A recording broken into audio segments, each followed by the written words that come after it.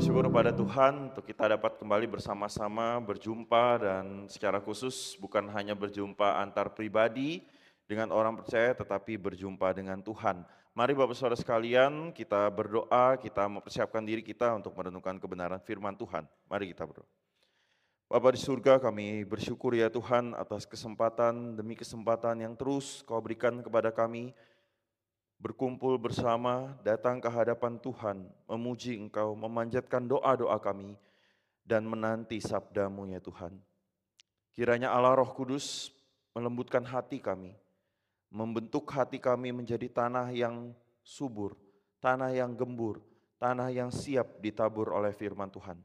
Kami berdoa kiranya setiap perbuatan iblis, usaha iblis yang mau mengambil bibit firman Tuhan itu ya Tuhan, kiranya Engkau jauhkan dan kiranya kuasa Roh Kudus sungguh menaklukkan kami kepada firman-Mu. Berbicaralah Tuhan sebab kami siap mendengar.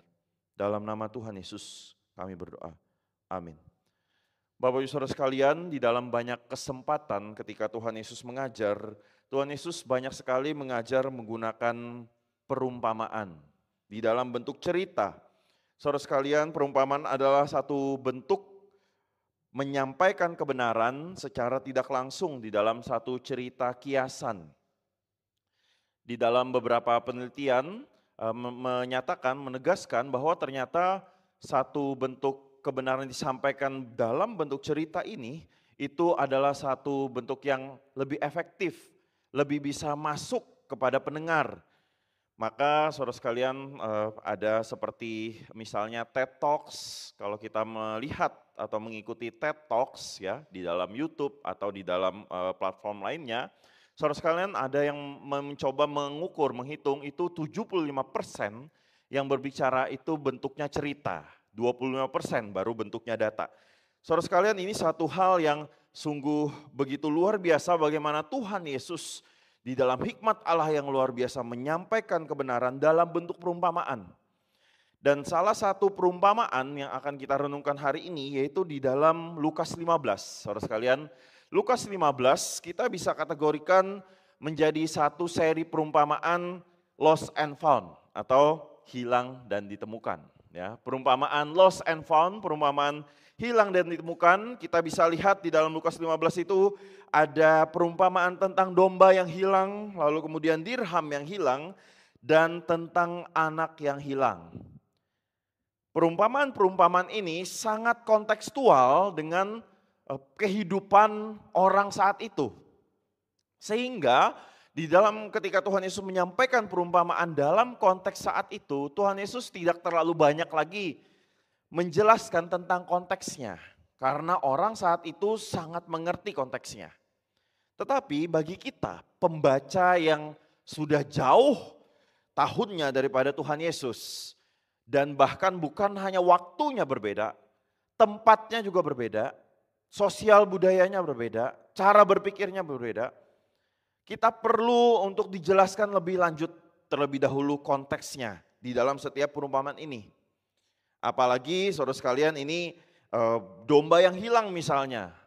Kita sekarang sudah jarang sekali jadi peternak ya. Bukan menjadi satu profesi yang populer untuk bagi anak muda sekarang menjadi peternak.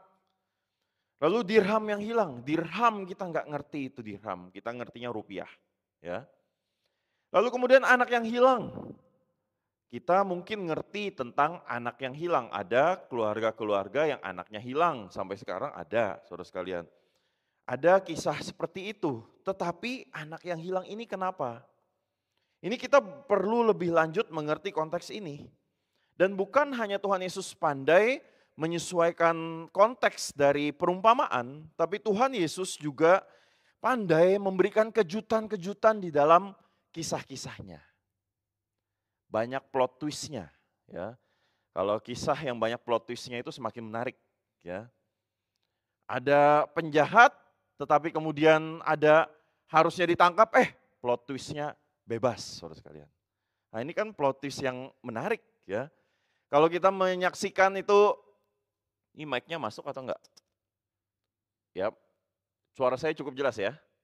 Nanti ya, ini kalau kita misalnya menyaksikan kisah-kisah seperti crime gitu ya, kriminal atau thriller, saudara sekalian banyak sekali plot twist-nya. Ya apalagi ini sekarang sinetron Indonesia itu banyak sekali plot twist-nya ya. Banyak sekali. Itu membuat kita alert, membuat kita semakin memberikan perhatian. Demikian Tuhan Yesus ketika memberikan perumpamaannya dalam khususnya di dalam Lukas 15 ini banyak sekali plot twist-nya. Dan dalam kesempatan kali ini kita akan merenungkan Lukas 15 ayat 11 sampai dengan 32. Kita bisa melihat di sini bagaimana Tuhan Yesus menggunakan konteks yang sangat mudah orang itu bisa mengidentifikasi dirinya, pendengar itu atau pembaca kita itu dengan mudah bisa mengidentifikasi dari kisah Lukas 15 ayat 11 sampai 32 ini. Kita bisa melihat bahwa kita itu kemungkinan pilihannya antara si bungsu atau si sulung. Ya, lebih mudah bagi kita mengidentifikasi seperti itu, ya. Atau mungkin kita bisa sekaligus dua-duanya. Kita si bungsu sekaligus si sulung, ya. Nah, tapi ada kisah yang perlu ada konteks yang perlu kita pahami di sini, yaitu konteks di sini kita membayangkan itu adalah desa yang kecil di mana desa itu tidak ada rahasia antara satu keluarga dengan keluarga yang lain, ya. Di mana desa itu penduduknya itu dekat saling kenal satu sama lain. Lalu kemudian kita bisa perlu juga memahami bahwa konteks desa, kehidupan sosial dari perumpamaan anak yang hilang ini yaitu sangat menekankan, sangat mengutamakan tata krama, sopan santun, ya saudara sekalian.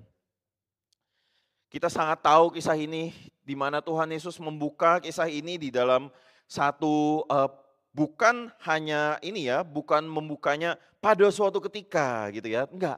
Tapi dia langsung saja Tuhan Yesus membukanya dengan seseorang mempunyai 2 anak laki-laki. Ini umum sekali. Waktu itu ada seseorang pria atau pasangan suami istri mempunyai anak laki-laki, ini umum sekali. Membuka dengan satu latar yang umum yang orang bisa mengidentifikasikan, bukan sesuatu yang bisa kisah dari negeri yang jauh di sana. Wah, kita nggak tahu kisahnya negeri yang jauh di mana ya.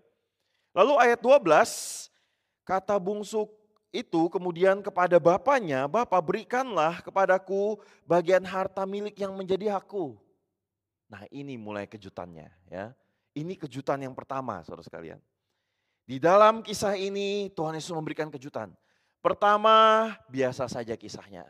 Kisahnya pertama yaitu ada seorang bapak yang mempunyai 2 anak laki-laki. Umum kisahnya. Tapi kemudian di ayat selanjutnya, di ayat 12 ada kejutan. Kejutannya apa? Ada anak, salah satu anaknya. Bukan anak yang tertua, tapi anak yang bungsu, yang kecil. Kemudian datang kepada bapaknya dan mengatakan kepada bapaknya, "Aku mau minta hartaku." Wah, ini kejutan. Mengapa? Saudara sekalian, ini enggak sopan. Ini permintaan yang sungguh di luar perkiraan. Mana ada anak yang berani seperti ini? Permintaan ini seperti mengatakan, "Ayah, aku tuh enggak sabar lagi menunggu ayah itu mati. Bapak, aku enggak sabar lagi menunggu bapak mati. Supaya waktu itu aku mendapatkan harta warisanku. Maka aku minta harta warisanku sekarang ini." Ini enggak sopan sekali. Ini sesuatu yang di luar pada umumnya permintaan umumnya anak-anak saat itu. Ya. Dan di dalam kebudayaan Yahudi, di banyak ajarannya, misalnya salah satunya di kitab Sirak. Dan saudara sekalian nanti bisa melihat di bilangan 27, ulangan 21 tentang warisan. Di Sirak 33 misalnya dikatakan bagaimana disarankan bahkan diperintahkan janganlah hartamu itu memberikan hartamu kepada orang lain sehingga engkau akhirnya jadi memintanya kembali. Engkau akan bergantung kepada orang itu. Ada satu perintah untuk seseorang khususnya orang tua, bapak itu jangan sembarangan memberikan hartanya kepada anaknya. Supaya orang tua kalau sudah memberikan hartanya, nanti orang tua berarti nggak punya lagi, anaknya bisa memperlakukan seenaknya sembarangan orang tua. Satu hal yang bukan dianjurkan, tetapi bahkan dilarang. Tetapi anak ini kemudian memintanya kepada bapaknya. Dan plot twistnya lagi, saudara, kejutannya. Kejutannya, lalu ayahnya membagi-bagikan hartanya itu di antara mereka. Bukan hanya ayahnya ini membagikan kepada yang kecil, tapi juga bahkan kepada yang besar, kakaknya yang tua. Ayah ini memberikannya. Tuhan Yesus menceritakan ini, saudara sekalian, bayangkan ketika Tuhan Yesus menceritakan ini, seorang bapa mempunyai 2 anak, oke biasa, lalu kejutan pertama Tuhan Yesus munculkan, ada salah seorang anak yaitu yang kecil meminta harta dari bapaknya padahal bapaknya masih hidup. Pendengar waktu itu, saya membayangkan saudara sekalian, pendengar waktu itu gimana pikiran mereka? Mereka berpikir, wah ini kurang ajar. Ini bapaknya pasti marahin anak ini. Bapaknya pasti usir anak ini dari rumah. Bapaknya pasti mengatakan kurang ajar, pergi dari rumah. Engkau meminta sesuatu yang tidak seharusnya engkau minta sekarang. Engkau menginginkan aku mati sekarang, engkau gila. Engkau kurang ajar. Pendengar menantikan seperti itu nih. Tapi ternyata Tuhan Yesus mungkin diam sejenak gitu ya. Pendengar memikir-mikir seperti itu. Lalu Tuhan Yesus katakan, lalu bapaknya memberikan harta. Wah, pendengar langsung, waduh, apa ini? Ini bapak seperti apa begini? Wah, ini mungkin bapak bukan orang Yahudi nih, ya. Ini bapak mana? Bapak orang Jawa gini enggak? Enggak juga ya? Enggak ada yang pernah coba ya. Jangan ya, suruh jangan coba ya. Ini enggak, orang Yahudi enggak. Kira-kira kalau bapak orang Yunani kira-kira gini juga enggak? Nah, kita enggak tahu ya. Tapi menurut penafsiran, menurut studi, bapak orang ini juga enggak seperti ini. Ya. Saya kira bapak orang Jawa juga enggak seperti ini. Bapak orang Indonesia juga enggak seperti ini. Ini aneh, saudara sekalian. Tuhan Yesus menyampaikan kejutan ini yang pertama. Pertama Tuhan Yesus kisahnya seperti biasa. Di ayat 12 langsung plot twist. Wah, biasanya orang plot twist itu ceritanya panjang dulu ya. Kisahnya panjang dulu ya, berapa kali sidang dulu, lalu plot twist bebas. Wah, ini plot twist. Ya, kisahnya panjang dulu dong, enggak. Tuhan Yesus kasih kejutannya di awal langsung. Plot twistnya. Lalu kejutan kedua, saudara sekalian. Bukan hanya ini. Bukan hanya ini. Kita tahu kisahnya setelah bapak ini memberikan harta ini bukan hanya kepada si bungsu ya, dicatat ini perlu diingat. Tapi juga kepada si sulung, kepada yang kakak diberikan. Dan si bungsu itu kemudian menjual hartanya karena kemungkinan harta yang diberikan itu tidak semuanya bentuknya uang. Mungkin ada domba diberikan, ada lembu diberikan, mungkin ada tanah diberikan, untuk pakaian mungkin, ada perhiasan. Lalu dia jual supaya dia bisa pakai uang itu, hasil dari penjualan harta itu, untuk dia bisa melakukan hal yang dia inginkan. Dan Tuhan Yesus sudah menjelaskan di sini, bahwa beberapa hari kemudian si bungsu itu menjual hartanya lalu pergi ke satu tempat. Dia bersenang-senang melakukan hal yang dia inginkan dan dia habiskan hartanya itu. Lalu kemudian Tuhan Yesus katakan, saya kira ini tidak mengejutkan bagi orang saat mendengar, karena sudah dari awal anak ini kurang ajar, pasti juga mengelola uangnya juga enggak benar, pasti dia hanya memuaskan keinginannya saja, sampai pada akhirnya di ayat 16, di ayat 15, 16, ada kesusahan tiba di negeri itu, dan kesusahan juga dia alami. Ini juga pasti pendengar juga biasa. Mengapa? Karena ada hukum tabur tuai. Engkau kurang ajar sama orang tuamu, pasti engkau hidup susah. Ya. Jadi akhirnya si bungsu ini mengalami hidup susah dan kemudian dia sadar. Dan ini juga pasti biasa, saudara sekalian. Orang seringkali baru sadar kesalahannya ketika diberikan kesusahan. Ini umum. Dan ini terjadi pada si bungsu. Dia sadar, dia sudah berdosa dan dia sudah bersalah. Ketika dia mengalami kesusahan. Dan dia berjanji di dalam hatinya, aku mau datang kepada Bapak, aku mau mengaku salahku, aku mau mengatakan kepada Bapak, aku mau diterima lagi, sekalipun aku hanya menjadi karyawannya saja. Lalu kemudian dia datang kepada Bapak. Dengan keadaannya begitu susah, dia datang kepada Bapak. Tuhan Yesus masuk ke kejutan yang kedua. Kejutan yang kedua dari dari kisah ini saudara sekalian. Di ayat 13 sampai 20 ya.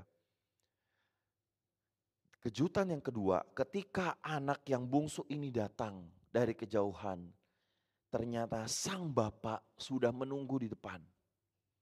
Sudah menunggu anak yang kurang ajar ini. Dan bukan hanya menunggu, saudara sekalian. Tetapi dikatakan bapak itu kemudian berlari mendekati si bungsu. Ini kejutan kedua. Saudara sekalian, kalau kita berjumpa dengan orang yang kurang ajar sama kita ya, kita nggak mau berjumpa ya. Jadi orang itu kurang ajar kita lewatin saja ya. Orang yang sudah nggak suka sama kita, nggak sopan sama kita nggak lihat wajahnya, kita lewat saja ya. Kita nggak mau. Apalagi ini kurang ajarnya ke orang tua. Saudara sekalian mungkin yang nggak pernah diingat lagi sama orang tuanya. Nggak pernah ditunggu lagi. Tetapi di dalam kisah ini, orang tua ini, bapak ini menanti anaknya. Di depan rumah menanti. Bukan hanya menanti, bahkan berlari. Saudara sekalian, ini luar biasa. Ini luar biasa sekali. Di dalam konteks itu dan konteks sekarang saya kira ini luar biasa sekali. Mengapa? Saudara sekalian, dalam konteks dulu itu seorang orang itu memakai jubah. Jadi ada pakaian di dalam ya. Lalu kemudian pakai jubah. Yang jubahnya itu menunjukkan kehormatan orang itu. Semakin orang itu terhormat, jubahnya bukan hanya mahal dan warna tertentu. Kita tahu misalnya salah satu warna yang menyatakan orang itu memang orang terhormat, warna kain ungu misalnya. Itu wujud kehormatan ya. Bukan hanya itu, kainnya juga, jubahnya itu yang digulungkan di badannya itu begitu panjang, begitu besar ya. Sampai menutupi kakinya. Ya, jadi menutupi seluruh badannya ini. Mereka itu hanya bisa kelihatan itu kepalanya saja. Ini menyatakan kehormatan, kesopanan. Maka semakin terhormat, apalagi orang yang tua ya. Bapak ini kita sudah tahu dari awalnya bapak ini pasti cukup secara materi dihormati, dia punya banyak karyawan, punya banyak pekerja, pasti status sosial yang baik. Saudara sekalian, dia orang yang terhormat, pakaian jubahnya bukan sembarangan. Dia pasti menutup badannya seluruhnya dengan jubah yang begitu indah, yang begitu bagus. Maka artinya ketika dia berlari saudara sekalian, dia artinya melepas jubahnya. Dia nggak mungkin berlari dengan jubah yang begitu berat. Dia pasti mengangkat juga. Dan artinya dia pasti memperlihatkan bagian tubuhnya yang tidak harus dia perlihatkan. Kakinya misalnya.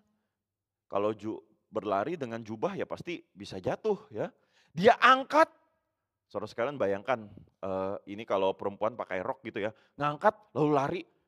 Wah ini memalukan sekali ya. Dan ini bapak tua. Ya, bapak tua, dia lihat anaknya, dia berdiri, dia lepas jubahnya, lalu itu masih ada yang panjang ya, ada kain yang menutup, dia lepas, lalu ada jubah baju yang panjang sampai kaki, dia angkat, dia lari. Saudara sekalian bayangkan, ini kalau karyawannya lihat ini, maaf ya, ini bapaknya sudah nggak ada harga diri, saudara sekalian. Mempermalukan dirinya sendiri. Ini bapak yang seperti apa saudara sekalian? Kalau dalam lukisan Rembrandt ya, lukisan yang indah tentang prodigal son ya. Lukisan yang bagus sekali, lalu ada terang gelap tipikal Rembrandt barok ya. Bagaimana gelap itu menyatakan sesuatu yang memang kalau dalam lukisan yang jahat, yang misteri ya. Lalu kemudian yang terang itu bagian yang menyatakan kebenaran, kebaikan, satu hal yang indah. Di situ lukisannya begitu indah, tapi ada yang kurang, bapaknya nggak berlari. Ya kan? Bapaknya kalau kita melihat ya, bapaknya hanya diam, anaknya yang datang, lalu anaknya berlutut. Bapaknya berdiri menerima anaknya dengan tangan memeluk anaknya. Tapi dalam kisah ini saudara sekalian saya membayangkan bapaknya melepas jubahnya yang indah, mengangkat jubahnya kainnya itu, dia berlari, mempermalukan dirinya sendiri, dan bukan hanya itu dia berjumpa anaknya, dia memeluk anaknya saudara sekalian. Ini kejutan yang kedua. Ketika orang-orang pendengar waktu itu melihat Tuhan Yesus bercerita seperti ini, saya kira mungkin mereka akan berpikir, ini bapak macam apa ya? Sudah dari awal nggak marahin anaknya yang kurang ajar, lalu anaknya yang kurang ajar itu datang kepada dia, bapaknya yang menyambut anaknya. Bukan suruh karyawannya kah? Bukan biarkan anaknya datang kepada dia kah? Bapaknya bukan hanya itu, dia melepas jubahnya dan mengangkat, mempermalukan dirinya. Karyawannya sekitar mungkin ada penjaga malam keliling-keliling lihat, aduh bosku kayak gini, malu banget punya bos kayak gini, gak ada harga diri. Bukan hanya itu saudara sekalian, kejutan ketiga. Ketika sudah menyambut anaknya itu, lalu dikatakan anaknya sudah punya rencana, sudah menyusun kata-kata. Kalau ketemu ayahnya, saya sudah bersalah, saya sudah nyusun kata-kata, saya akan minta ampun sama bapak. Dan saya akan mau bilang kepada bapak, bapak terima aku, sekalipun jadi upahan saja, jadi karyawan saja gak apa-apa. Sungguh-sungguh sudah siapkan kata-kata ini. Ya, kalau kita sudah bersalah, mau datang kepada orang yang kita sudah menyakitinya, kita sudah menyiapkan kata-kata gitu ya. Sudah nyiapkan kata-kata yang terbaik, yang tulus, yang sungguh-sungguh jujur dari hati yang paling dalam. Kejutan ketiganya saudara sekalian di ayat 22. Anak itu tidak sempat berkata-kata apapun. Ayahnya sudah mengatakan lebih dulu. Apa yang dikatakan ayahnya?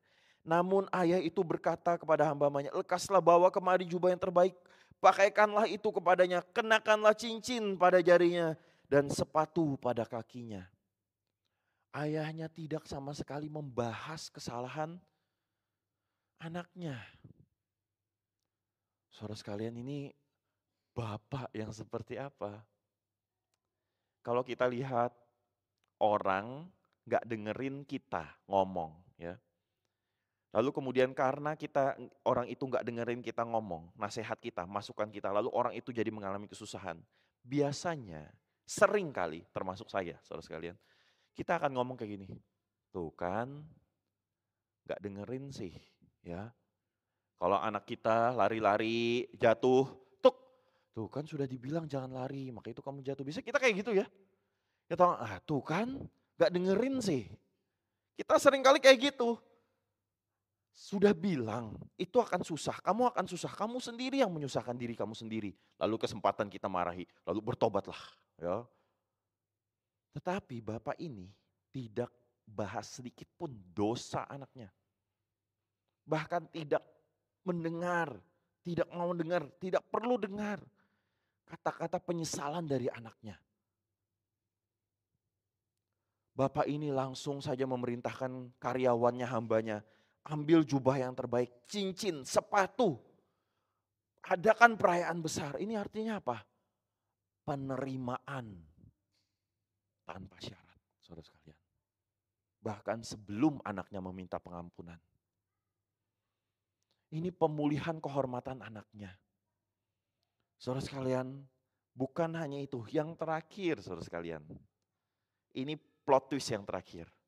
Yang sepertinya menurut saya ini sudah seperti bom yang Tuhan Yesus berikan ya. Yang keempat, kita tahu kisahnya kalau sudah ada anak yang kurang ajar ini, pasti ada orang-orang sekitar itu, pasti kemungkinan baik tetangga, baik karyawan, apalagi si sulung, pasti sudah nggak sejahtera lihat ini. Ya. Dia lihat anak sudah kurang ajar, ya. Pasti dia sangat keberatan anak ini datang lagi ke sini. Ya. Bahkan bukan hanya si sulung, Jerome Bars, teolog mengatakan, mengapa bapaknya itu perlu berlari mendatangi anaknya ini? Karena kemungkinan besar kalau anaknya ini datang, bapak itu tidak berlari. Kemungkinan besar kalau ada tetangga-tetangga yang melihat anak kurang ajar ini, tetangga-tetangga ini akan melarang anak ini datang ke kampung itu. Ini kurang ajar. Ini nggak akan menjadi contoh yang baik. Mungkin karena dia banyak anak-anak yang lain menjadi kurang ajar juga sama orang tuanya. Saudara sekalian, kejutannya lagi, jadi sikap si sulung menurut saya wajar. Menurut saya sikap si sulung itu wajar. Anak kurang ajar seperti ini, lalu kemudian si sulung mendengar bukan suara kemarahan dari ayahnya, bukan. Bukan menyaksikan si bungsu ini dihukum, bukan. Tetapi mendengar dari kejauhan pesta, perayaan. Lalu si sulung marah. Saya kira waktu Tuhan Yesus menceritakan ini, saya kira banyak orang saat itu pasti marah kepada si bungsu seperti si sulung. Dan saya pun membayangkan saudara sekalian, kalau saya di sana, saya pun pasti marah ini. Ya. Kadang-kadang kalau kita lihat ada orang kurang ajar, tapi masih saja mendapat kebaikan, kita marah. Saudara sekalian coba lihat misalnya Mazmur 73. Ada anak Tuhan, umat Tuhan, lihat dia sudah melakukan kebaikan, tetapi ada orang yang melakukan banyak kejahatan, banyak dosa, malah hidupnya lancar, hidupnya baik-baik saja. Marah. Maka si sulung ini sikapnya wajar, ini nggak ada kejutan di sini dan ini oke. Ini sikap yang seharusnya mungkin bagi kita. Kejutan yang keempat, yang sangat-sangat nggak biasa. Bukan hanya si ayah ini, si bapak ini menerima si bungsu. Tetapi ketika si sulung itu marah dan gak mau masuk ruangan, dia keluar. Saudara sekalian, ayat 28 kita lihat. Anak sulung itu marah dan ia tidak mau masuk. Lalu ayahnya keluar dan membujuk dia. Saudara sekalian, membujuk dia. Bapak ini memohon juga kepada si sulung. Ini benar-benar kejutan yang keempat. Dia enggak sama sekali menyatakan pembelaan diri. Si sulung marah. Dia enggak mengatakan harusnya kamu enggak marah. Aku sudah mengatakan ini kamu harus taat. Gitu ya. Enggak. Tetapi bapak ini kemudian keluar. Bapak ini enggak bilang, ayo hamba-hamba itu panggil si sulung kurang ajar itu. Kita ada pesta datang sini dong.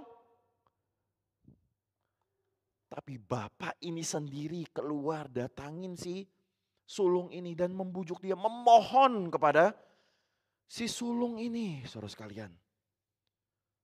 Saudara sekalian, ada 4 kejutan yang Tuhan masukkan di dalam perumpamaan ini. Di dalam perumpamaan yang seperti biasa, kejutan-kejutan ini Tuhan masukkan. Untuk menyatakan apa, saudara sekalian? Untuk menyatakan apa?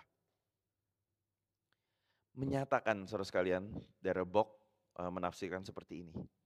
Perumpamaan ini sering disebut anak yang hilang, prodigal son. LAI juga memberikan judul perumpamaan tentang anak yang hilang. Tetapi, kata Darrell Bock, sebenarnya ini tentang reaksi yang berbeda-beda terhadap anak yang hilang. Dan reaksi kuncinya adalah reaksi sang bapak yang gembira menyambut kembali putranya. Jadi, nama yang tepat untuk perumpamaan ini adalah Bapa Sang Pengampun. The forgiving Father. Bapa yang murah hati. The gracious Father. Apa yang Tuhan Yesus ajarkan melalui kejutan-kejutan ini, saudara sekalian? Kejutan-kejutan, reaksi Bapak, respon Bapak kepada anak-anaknya. Tuhan Yesus mau mengajarkan, gak ada Bapak seperti ini di dunia ini. Gak ada. Tuhan Yesus mau mengajak kita melihat, gak ada Bapak yang seperti kisah ini yang ada di dunia. Karena bapak-bapak di dunia tidak akan melakukan yang seperti ini. Bapak-bapak dunia kecenderungan pada umumnya adalah bapak-bapak yang mungkin strong, yang kuat. Apalagi ada beberapa pemahaman, bapak itu menyatakan ketegasan, keadilan, kebenaran. Sedangkan ibu itu menyatakan kasih, kelembutan, penerimaan. Bagi pemahaman seperti ini, gak bisa diterima Bapa seperti yang Tuhan Yesus kisahkan. Bapa dalam perumpamaan anak yang hilang ini Bapa yang lemah saudara sekalian bagi dunia. Bapa yang sepertinya ya memang gak ada di dunia ini. Karena Tuhan Yesus mau mengajarkan memang Bapa yang di dalam kisah ini bukan Bapa di dunia tapi Bapa di sorga. Saudara sekalian. Bapa di sorga. Dalam konteks Yahudi, Bapa itu dipandangkan terhormat. Harus ditaati. Dan berhak menyatakan penghukuman. Dalam konteks Yunani Romawi, Bapa itu bahkan ditekankan bisa bersikap otoriter, pemegang hukum. Ini sangat berlawanan dari kisah Tuhan Yesus, perumpamaan Tuhan Yesus. Kita dapat dengan mudah bisa melihat, walaupun kita mungkin aduh nggak benar ini Bapak. Ya. Dan Tuhan Yesus nggak perlu juga menjelaskan lagi perumpamaan ini. Mengapa saudara sekalian? Karena pastilah pendengaran kita semua bisa melihat ini bukan Bapa dunia ini. Tapi Bapa surgawi. Saudara sekalian, di dalam ilustrasi ini kita bisa melihat bagaimana Tuhan Yesus mengajarkan kepada kita konsep Allah yang berbeda. Seringkali pengenalan Allah kita itu salah, saudara sekalian. Saudara sekalian, berapa banyak dari kita yang memahami Allah itu Allah di dalam konsep kekuasaan yang penuh kuasa. Maka gak heran begitu banyak pergumulan dalam hidup kita selalu berhadapan dengan Allah berkuasa atau tidak. Ketika kita mengalami penderitaan, persoalannya apa? Pertanyaan, Allah itu berkuasa gak sih melepaskan saya dari penderitaan? Lalu kemudian kita gak lepas dari penderitaan, kita semakin susah. Kita mulai mempertanyakan, Allah itu gak maha kuasa. Saudara sekalian, seorang filsuf Prancis bernama Jean-Paul Sartre. Dia orang yang ateis, yang gak percaya pada Tuhan. Persoalan pergumulannya apa saudara sekalian? Pergumulannya adalah dia melihat bahwa keberadaan Allah itu menghentikan kebebasan manusia. Allah yang berkuasa, Allah yang ada, maka Allah yang ada itu pastilah Allah yang berkuasa. Maka Allah yang ada yang berkuasa itu pastilah manusia berarti gak bebas. Demikian saudara sekalian, ketika kita mengalami kesusahan, penderitaan, kita mempertanyakan kuasa Allah. Di dalam sejarah perkembangan doktrin Allah, saudara sekalian, begitu banyak perkembangan doktrin Allah itu dasarnya adalah kuasa Allah. Allah yang berkuasa, Allah yang omnipoten, Allah yang bisa mengubah segala sesuatunya, Allah yang berdaulat. Ini adalah doktrin yang umumnya muncul di dalam pergumulan sejarah doktrin. Dibangun di atas dasar kedaulatan Allah. Saudara sekalian gak salah karena Alkitab memang menekankan hal itu. Allah adalah Allah berdaulat. Tetapi Tuhan Yesus mau mengajak kita pengenalan Allah yang berbeda. Sisi yang lain lagi yang sering kali kita lupakan karena kita menyempitkan Allah kepada hanya Allah yang berdaulat saja. Ada sisi yang lain dari Allah. Yang bahkan ketika kita melihatnya, mungkin kita akan melihat itu bukan Allah lagi. Dia bukan Allah seperti itu. Seperti apa sisi yang lain ini? Yaitu Bapa yang murah hati. Allah yang murah hati. Di dalam perumpamaan lost and found ini saudara sekalian. Mengapa sih Tuhan Yesus memunculkan ini? Persoalannya di dalam pasal 15 ayat 1 dan 2. Saudara sekalian, mari kita lihat. Lukas 15 ayat 1 dan 2. Saya akan membacakan bagi kita semua. Para pemungut cukai dan orang-orang berdosa semuanya datang kepada Yesus untuk mendengarkan dia. Bersungut-sungutlah orang-orang Farisi dan ahli-ahli Taurat katanya. Orang ini menerima orang-orang berdosa dan makan bersama mereka. Saudara sekalian. Ini hal yang berat. Mereka bersungut-sungut. Mengapa? Kalau memang Tuhan Yesus ini guru yang benar, orang yang agung, orang yang terhormat, gak mungkin dia mau makan bersama-sama orang berdosa. Maka saudara sekalian demikian juga, mengapa sih pemungut cukai, orang berdosa diterima oleh Tuhan Yesus? Dan mengapa orang-orang Farisi dan ahli Taurat bersungut-sungut tentang hal itu? Mengapa? Karena pengenalan Allah yang berbeda. Like father, like son, saudara sekalian. Mengapa sikap kita sekarang seperti ini? Itu terkait dengan pengenalan Allah kita. Siapa Allah yang kita percaya? Saudara sekalian, kalau misalnya ya, di gereja kita datang seorang penjahat, koruptor, atau kemudian misalnya pemerkosa, pembunuh, pencuri yang sangat-sangat dikenal. Lalu kemudian baru bebas dari penjara, datang ke gereja kita, gimana sikap kita? Kemungkinan yang kita lakukan, waduh nanti orang terpengaruh ini ya, kita harus jaga komunitas kita. Nanti orang gak nyaman nih.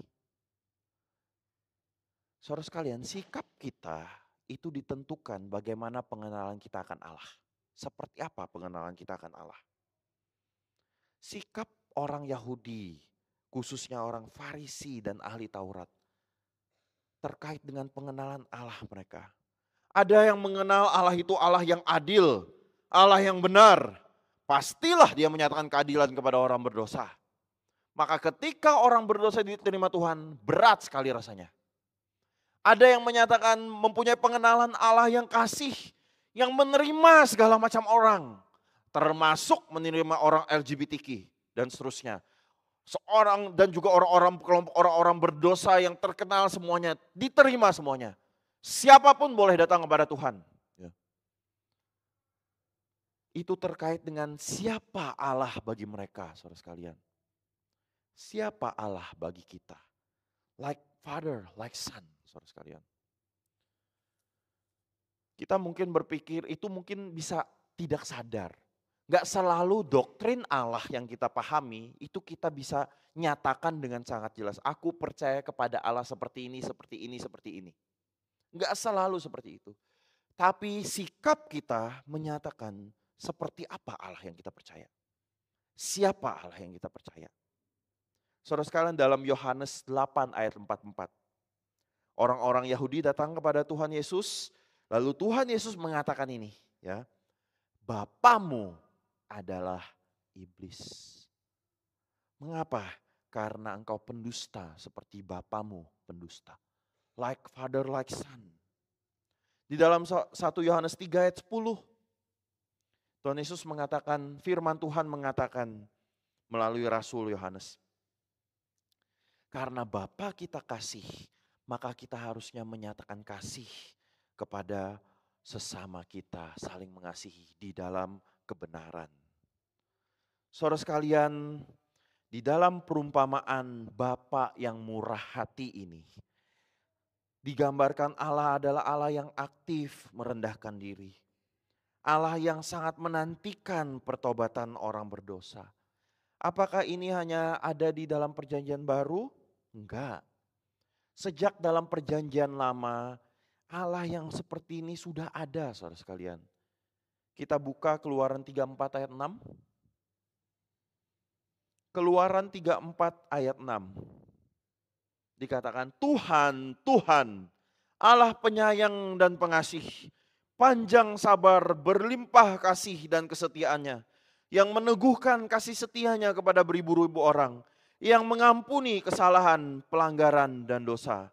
Tetapi sekali-kali tidak membebaskan orang yang bersalah dari hukuman, yang membalaskan kesalahan bapa kepada anak-anaknya dan cucunya, kepada keturunan ketiga dan keempat.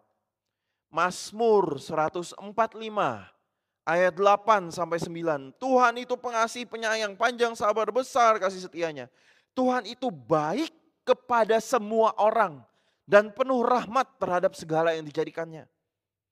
Yeremia 3 ayat 12 sampai 13. Mukaku tidak akan muram terhadap kamu sebab aku murah hati. Aku tidak akan murka untuk selama-lamanya. Hanya saja akuilah kesalahanmu bahwa engkau telah memberontak terhadap Tuhan Allahmu. Masih banyak ayat-ayat Alkitab di dalam perjanjian lama, perjanjian baru menyatakan Allah adalah Allah yang murah hati. Saudara sekalian, saya di sini menegaskan bukan berarti Allah itu enggak adil. Allah pasti adalah Allah yang adil. Allah yang adil yang menghukum manusia berdosa itu pasti, saudara sekalian. Ada yang mengatakan keadilan Allah itu esensial. Allah tidak bisa kita permainkan, itu esensial saudara sekalian. Keadilan Allah itu esensial dari Allah, itu hal yang esensial dari Allah. Di sisi yang lain, di dalam Amsal 19 ayat 11, firman Tuhan juga mengatakan kemuliaan seseorang adalah memaafkan pelanggaran. Mazmur 130 ayat 4, tetapi padamu Tuhan ada pengampunan supaya engkau ditakuti orang. Supaya orang takut akan engkau. Saudara sekalian, ada kemurahan hati Allah. Allah yang adil juga adalah Allah yang murah hati. John Piper menjelaskan ini saudara sekalian. Jika keadilan itu esensial, keadilan Allah itu esensial dari kemuliaan Allah. Maka kemurahan hati Allah itu puncak dari kemuliaannya.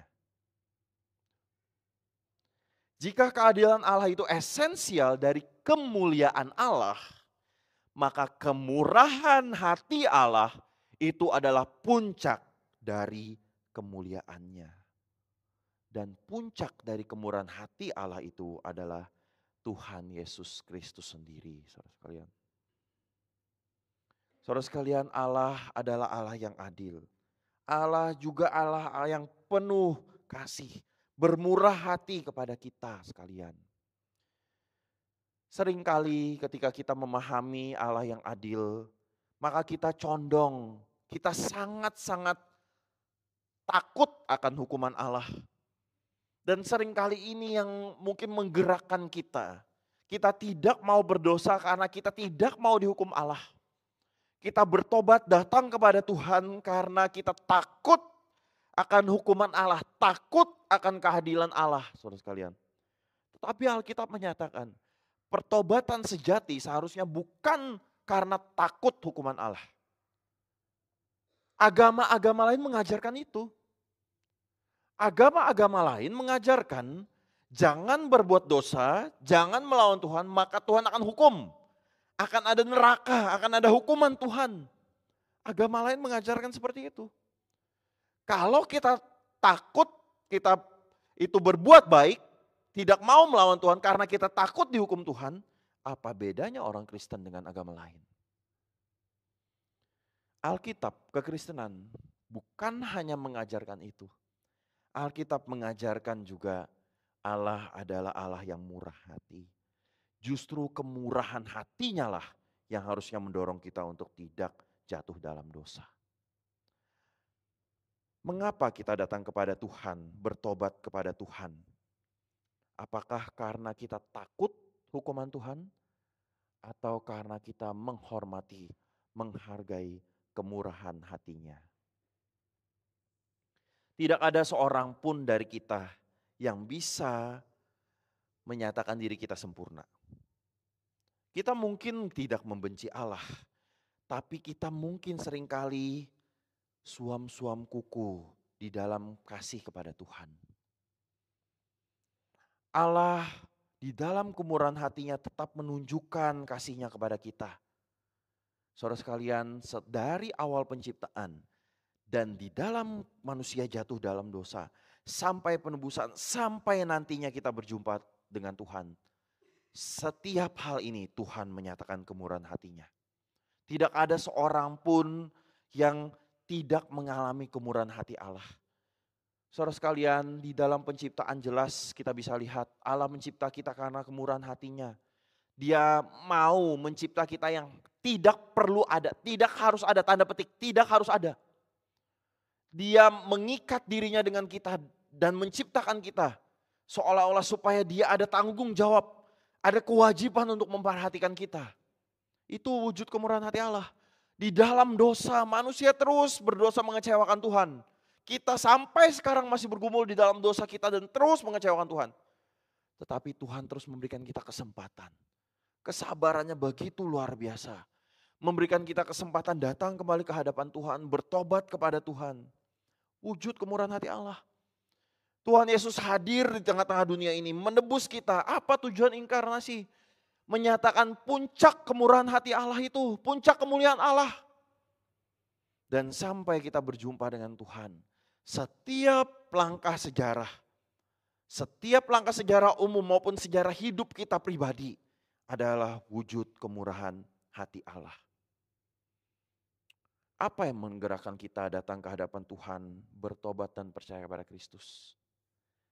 Allah yang murah hati atau karena kita takut hukuman Allah?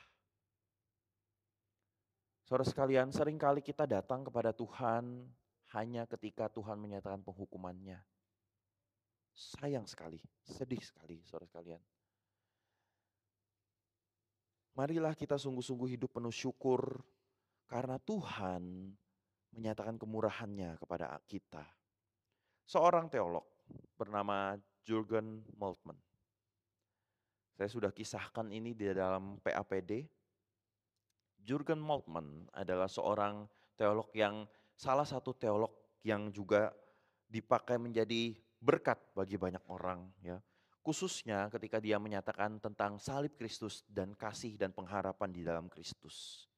Tapi saudara sekalian, kalau kita mempelajari bagaimana dia bertobat, Jurgen Moltmann pada umur 19 tahun ikut Perang Dunia Kedua, menjadi salah satu tentara Nazi, tentara Jerman. Sekalian. Mengagetkan ya. Jurgen Moltmann pada umur 19 tahun terlibat Perang Dunia Kedua, menjadi tentara Nazi, tentara Jerman yang waktu itu di bawah pemerintahan Hitler, yang genosida Yahudi, yang menghancurkan orang bangsa-bangsa yang lain karena memandang orang Jerman itu lebih tinggi, lebih baik dari bangsa-bangsa yang lain. Dia terlibat umur 19 tahun, dia terlibat dalam perang dan dia juga ikut membunuh orang-orang. Saudara sekalian, waktu Perang Dunia berakhir, banyak tentara Jerman itu ditangkap, dipenjarakan, termasuk dia salah satunya.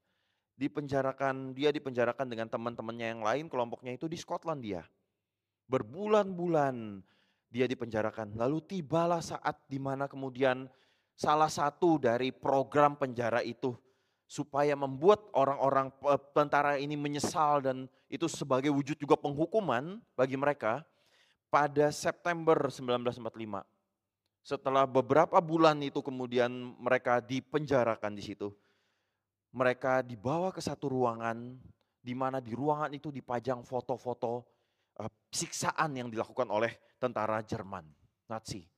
Khususnya terhadap orang-orang korban perang dan khususnya orang-orang Yahudi seperti di Auschwitz. Dia melihat itu dengan teman-temannya, saudara sekalian. Ini hukuman yang mengerikan, ya saudara sekalian. Ini hukuman seperti nggak hukuman, tapi ini hukuman. Ya.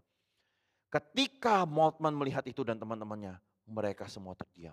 Mengapa? Karena mereka selama ini nggak sadar apa yang mereka perjuangkan. Mereka pikir mereka perjuangkan itu adalah cinta negara, bela negara, nasionalisme. Orang-orang itu layak untuk mati. Yang lain itu layak untuk mati. Ketika Moltmann dan teman-temannya melihat ini, mereka mulai bertanya, inikah yang kami perjuangkan ternyata selama ini? Dan gak heran, bukan hanya Moltmann dan tentara saat itu, banyak orang-orang yang terlibat di dalam Nazi, juga menurut wawancara banyak mereka itu nggak sadar dan bahkan mereka berpikir apa yang mereka lakukan sampai terakhir diadili pun berpikir bahwa yang mereka lakukan itu benar adanya. Moltmann ketika melihat itu dia menjadi sangat-sangat itu seperti terhukum, depresi, malu, itu mencekik dan menghantui dia. Apa yang dia lakukan? Ini hukuman yang berat bagi dia. Dia dihantui perbuatan dosanya, kejahatan yang dia lakukan, membunuh banyak orang. Umur 19 tahun, saudara sekalian. Sampai suatu ketika ada pendeta masuk ke penjara ini, pelayanan penjara. Pendeta ini membagi-bagikan Alkitab kepada tentara-tentara yang Jerman ini yang dipenjara. Lalu pendeta ini membawakan satu renungan tentang di dalam Mazmur 22. Dia membacakan Mazmur 22, lalu kemudian dia menceritakan tentang Tuhan Yesus Kristus. Pendeta ini menceritakan Tuhan Yesus Kristus mati di kayu salib menanggung dosa kita. Dia adalah Allah yang sempurna, Allah yang suci, yang mulia. Kemudian dia rela menjadi hina, menanggung dosa kita. Bahkan pada titik di salib dia mengatakan, Allahku, Allahku, mengapa engkau meninggalkan aku? Dan ketika Moltmann mendengar kisah ini, dia tergerak, dia tersentuh. Mengapa? Karena ternyata ada pribadi yang juga terhina karena dosanya. Bukan hanya dia saja yang hina atas dosanya, tapi ada pribadi yang rela menanggung dosanya, menjadi hina dan bahkan ditinggalkan Allah, yaitu Tuhan Yesus Kristus. Lalu dia bertobat saat itu. Dia percaya kepada Kristus. Dan pada suatu ketika mereka dibebaskan pada tahun 1947, Moltmann dengan teman-temannya itu mengikuti suatu konferensi Kristen. Dan di konferensi Kristen itu kemudian ada kelompok Kristen Belanda yang meminta ya satu permintaan yang aneh ya, yaitu meminta bagi tentara-tentara Jerman yang sudah menjadi Kristen, orang-orang Belanda ini mau ketemu mereka. Ya, wah, ini satu hal yang mengejutkan. Moltmann gak siap dan tentara teman-temannya juga gak siap. Kita ini orang yang bersalah, sudah diampuni Kristus, tapi juga bukan hanya itu. Ada orang Belanda yang mau bertemu kita. Padahal waktu itu kita bertempur salah satunya dengan orang Belanda juga, berperang dengan orang Belanda juga saat itu. Dia malu, dia nggak berani melihat orang-orang Belanda itu. Dan ketika mereka bertemu, kemudian orang Belanda itu nggak sedikit pun membicarakan dosa dari tentara-tentara Jerman ini. Orang-orang Belanda itu menerima tentara-tentara Jerman yang sudah menjadi Kristen ini. Tidak sedikit pun membahas dendam. Tidak mengatakan rasain lu. Lu kan kamu salah kan dulu, bertobat lu. Ini enggak. Enggak sedikit pun, enggak menuduh, enggak mempersalahkan, enggak membuat bercanda kesalahan dosa-dosa orang Jerman. Mereka berjumpa, menerima, mengampuni, dan membahas tentang Kristus lagi. Bagaimana kasih Kristus itu begitu nyata. Dan Moltmann mengatakan ini. Ketika aku melihat orang-orang Belanda yang menyatakan kasih, pengampunan, penerimaan kepada kami, aku melihat wajah Kristus nyata memandang kami. Tuhan memandang kami. Saudara sekalian, Moltmann bertobat. Dan bukan hanya itu, dia menjadi hamba Tuhan, menjadi teolog. Yang sampai sekarang karya-karyanya dipakai Tuhan. Dan dia meninggal pada 2024 kemarin. Dia mengatakan ini. Di dalam satu tulisannya yang berjudul, ya saudara sekalian, Source of Life. The Source of Life. Dia menulis. But the ultimate reason for our hope is not to be found at all in what we want, wish for, and wait for. The ultimate reason is that we are wanted and wished for and waited for. Alasan tertinggi bagi harapan kita bukan pada apa yang kita inginkan, kita harapkan, kita tunggu. Alasan tertinggi dari harapan kita adalah bahwa kita diharapkan, kita ditunggu, kita diinginkan. There is someone who is waiting for you, who is hoping for you, who believes in you. Ada pribadi yang selalu menanti engkau, mengharapkan engkau, percaya kepada engkau. Kita ditunggu seperti anak yang hilang ditunggu oleh sang Bapa. Kita diterima oleh Bapa. Saudara sekalian, kasih Allah, kemurahan hati Allah menerima kita. Apa yang menggerakkan kita bertobat dan percaya kepada Kristus? Kemurahan hati Allah atau karena takut hukuman Allah? Yang terakhir saudara sekalian, ketika kita merenungkan perumpamaan Bapa yang murah hati, saudara sekalian. Like father, like son. Sudahkah kita menyatakan kemurahan hati Allah di dalam hidup kita? Like father, like son. Like father, like daughter. Like mother, like daughter. Ya. Siapa Bapa kita? Itu dinyatakan bagaimana hidup kita. Sudahkah kita menyatakan kemurahan hati Allah? Tom Holland, seorang sejarawan bukan Kristen, dia menulis satu buku berjudul Dominion, How the Christian Revolution Remade the World, ya, di tahun 2019.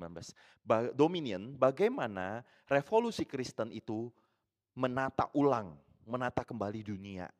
Lalu ini persoalan dia adalah pergumulan dia, bagaimana bisa suatu aliran, ini konyol ya saudara sekalian, saya nggak tahu kita, karena kita Kristen jadi kita nggak mempertanyakan ini.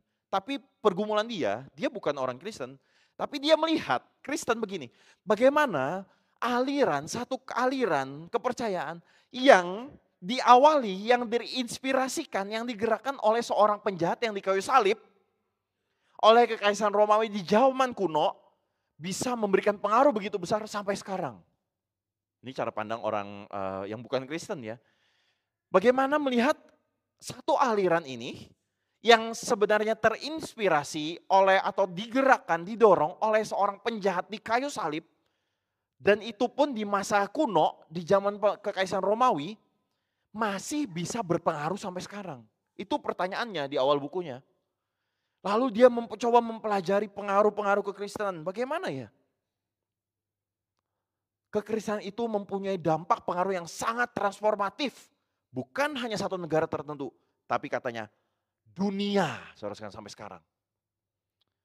Dalam salah satu listnya, dia katakan charity, kemurahan hati.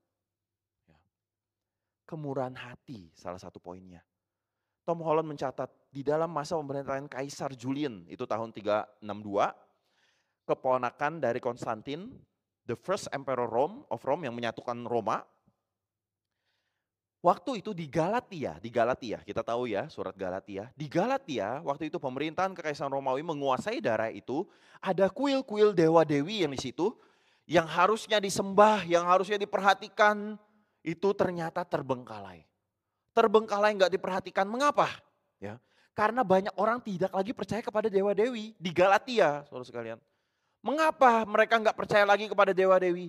Karena dewa-dewi mereka adalah dewa-dewi yang selalu menuntut. Ada muncul aliran di Galatia saat itu yaitu kekristenan yang menyajikan yang berbeda.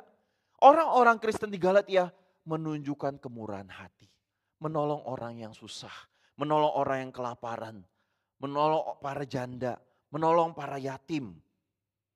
Dan bahkan dicatat Bapak Gereja menganjurkan Basil dan Gregory ya. Ini Bapak Gereja Kapadokia yang sangat-sangat terkenal sekali. Ya. Mendorong jemaat orang-orang Kristen itu menyatakan kasih kepada orang susah dengan aktif mendorong. Bahkan waktu itu mereka waktu kelaparan besar, kesusahan besar, mereka membangun ruangan khusus, gedung khusus untuk menampung orang-orang yang susah. Dan perbuatan kasih ini, kemurahan hati ini saudara sekalian, menggerakkan banyak orang di Galatia sehingga mereka meninggalkan kuil-kuil dewa-dewi mereka. Mereka percaya kepada Kristen. Dan Julian akhirnya mengatakan begini kepada pengikut-pengikutnya, kepada orang-orang yang masih bertahan percaya kepada dewa-dewi.